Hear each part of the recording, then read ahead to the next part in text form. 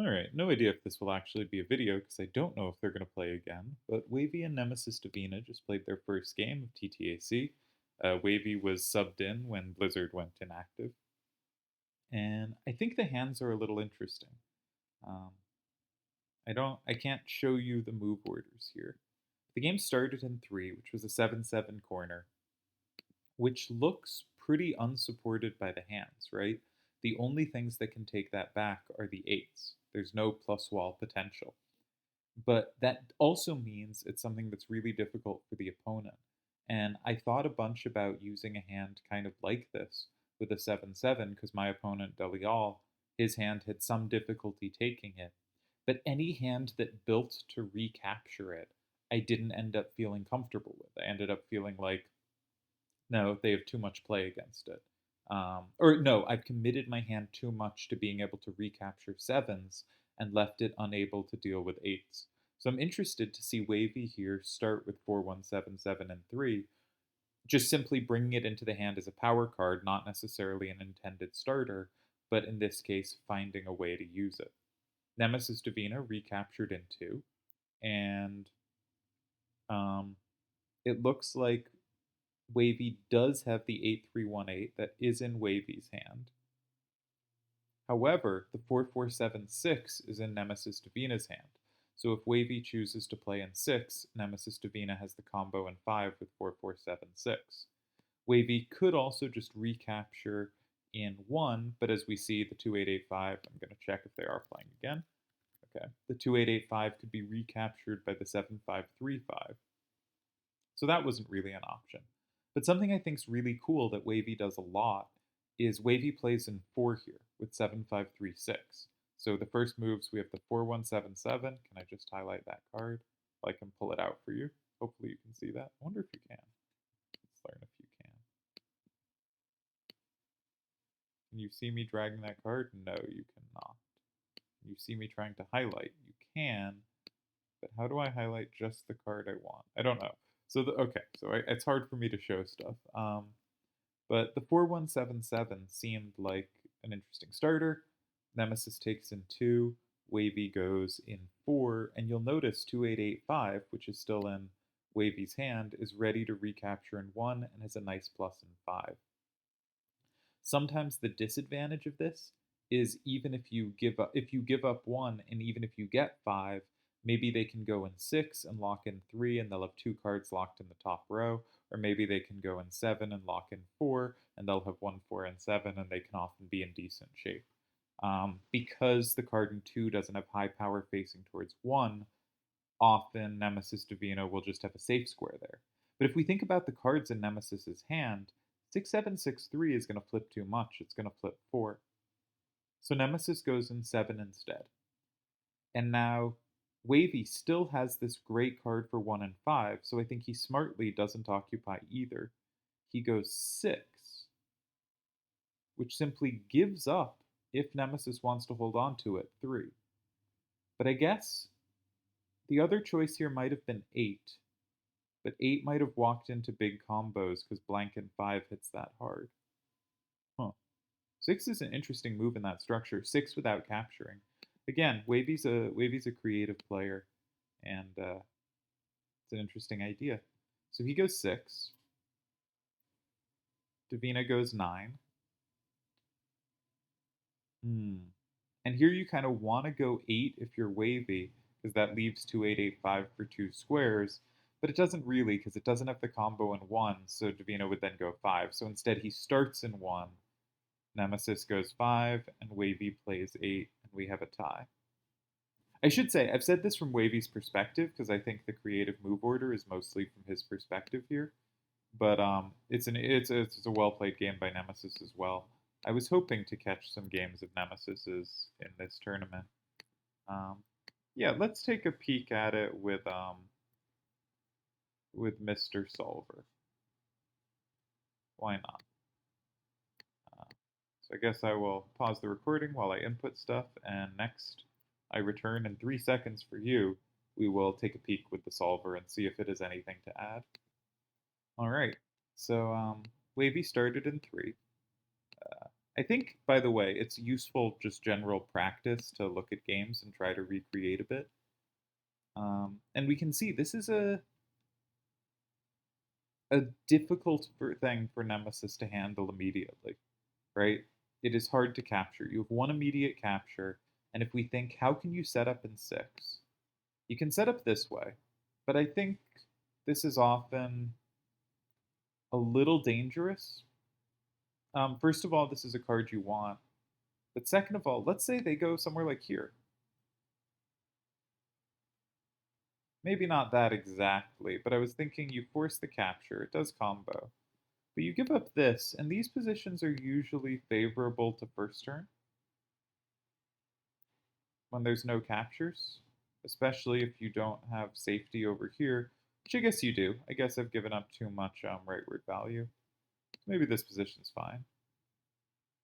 But I think this is probably the only tie. Yeah, solver says one tie, and it's not there. This loses. Why does this lose? Let's figure it out. Is this... No. Why am I not seeing it instantly? Deeply shameful. Oh, just here. No. I feel very slow right now. 7, 5, 3, 6, and 4, isn't it? 8, 3, 1, 8, and 4. Ooh, 8, 3, 1, 8, and 4. I say that already, but I thought this was a tie. That is a tie. Yeah, because you have pluses on everything else. All right, what's the move? Tell me. Oh, you have the plus wall in 8. Oh, I totally missed that. Okay, that's why I couldn't see it. But the plus wall flipped extra things. All right, cool. So actually, this position, very, very dangerous. If this is the only tie, this is very good winning chances. So I think these positions tend to be pretty good, and thus I'd be scared to play a move like 7-5-3-5. I'm not. There might be something better against it. I doubt there's something winning, but it feels like a move that gives them a lot of options. So I think Nemesis did something that I really like, which is when you don't have sufficient captures and you don't like your ways to set up captures. You know, maybe this is fine. This is probably uncomfortable. Just getting rid of the squares. Just saying, I'm done. I'm not going to be able to flip this. And also, you can't take it back. So, or you have trouble taking it back because, as I pointed out earlier, this looks very scary, but might not be so bad actually, because you have here. No, you don't have there. Because we haven't gotten 7-5-3-5 out of the hand. So maybe you do it. I don't know. What's the tie? You have to find a cue. That's a difficult cue to find. I guess those make sense as your two sweepers, but you know, that kind of position, very dangerous. Definitely don't want to approach it. So I think Wavey did something clever, and it's a formation or a setup he really likes. He's done quite a bit. Is this set up the combo squares? And now it's Nemesis that has to be a little careful at least. My instinct is usually to go in 1, and the solver is telling me you have to be careful, right? You don't want to play this one in 1 because that leaves you really susceptible. Now apparently you do have a tie here. That holds, but there is some way that you're lost here. There is also this combo. That might be it. Yeah, that one's it. Yeah, I'm now noticing 8 plus 3 equals 1 plus 10 because I missed that earlier. So that one loses, and this one loses, which also makes sense. You're vulnerable to 2. But the cards that are, you know, this, I guess everything flips stuff or is weak to 2. So the solver says this one ties and this one ties, but no blame for not risking them. They look very scary. So practically I like Nemesis's choice, I think. And then Wavey just keeps up the combo pressure, just setting up more things to be comboable. And again, it's really dangerous. In fact, all moves in 1 not only lose, but lose really badly because you get comboed hard. So Nemesis avoids the action, cleverly finds a tie. And we can't start with this because then you'd go in 5, and I don't take back enough. So instead we have to start in 1, and we get a tie. I think that's a really nice, interesting game. Um, doesn't seem like they're playing again, so this will be, quick little video. But I just spotted a game happening, thought it might be interesting. I think it was interesting.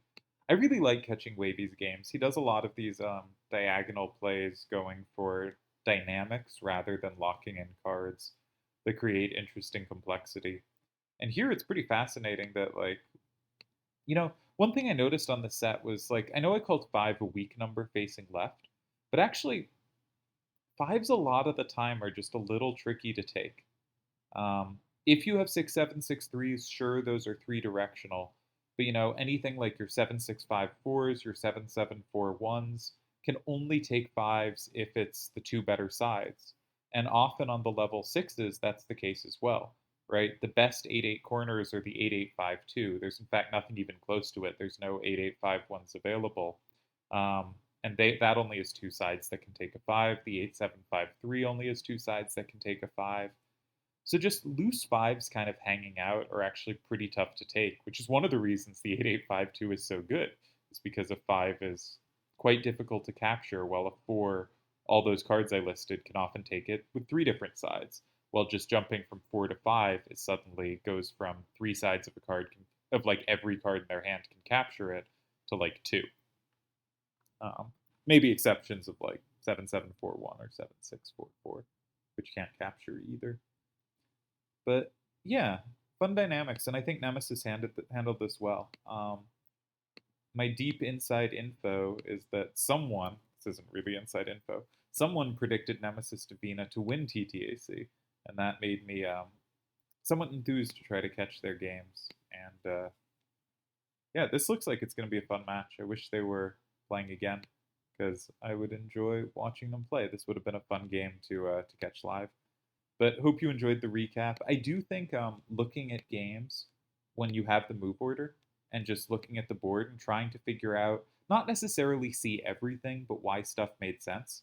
If we pop back to here, you know, seeing, okay, three, even if we don't know exactly whose cards are in whose hand, just seeing, that is very difficult to take no matter which cards are in your hand. Probably, but that also means there's probably no recaptures, which makes it logical that Nemesis would play in two, and then a move in four is played. And now we see, okay, there's a ton of combo potential, and we'd have to specifically start pulling out whose cards are whose to realize that one is so scary. But it makes sense that one could be really scary. And then seven is a reasonable option, and then six, leaving open the combos, is a fun move. And you can sort of explore games and look for ideas without doing a full replay or anything like that, but just seeing ideas from good, interesting players. All right, quick video. Hope you enjoyed.